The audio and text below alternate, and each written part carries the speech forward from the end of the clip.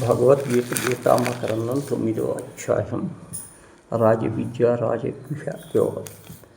కిం పునర్బ్రహ్మణ పుణ్యా భక్తరాజర్షయస్తతా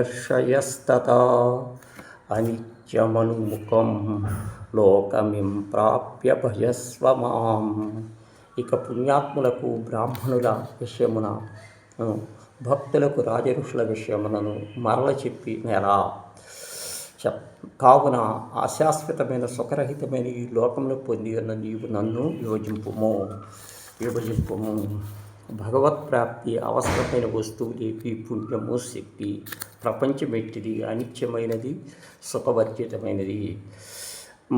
మన్మనా భవ మద్భో మధ్యాణి మాం నమస్కురు మామే వైశ్యసి తే మానం మాత్పరాయణం.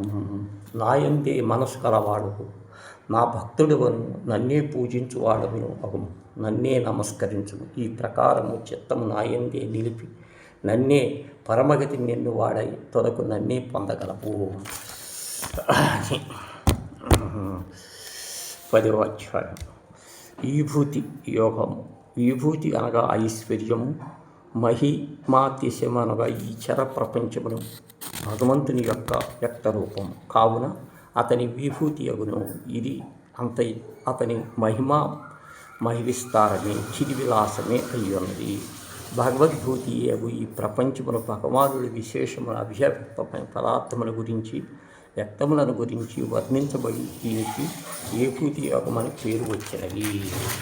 విభూతి యోగమని పేరు వచ్చినది.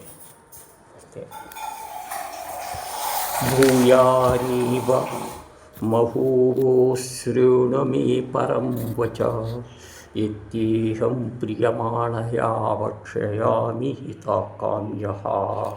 గొప్ప బాహు గల అర్జునుడు సంతసించుతున్న నీకు హితమును కలుగజే ఉద్దేశం మరల ఏ శ్రేష్టమో వాక్యము నేను చెప్పబోతున్నాను, దానిని వినుము.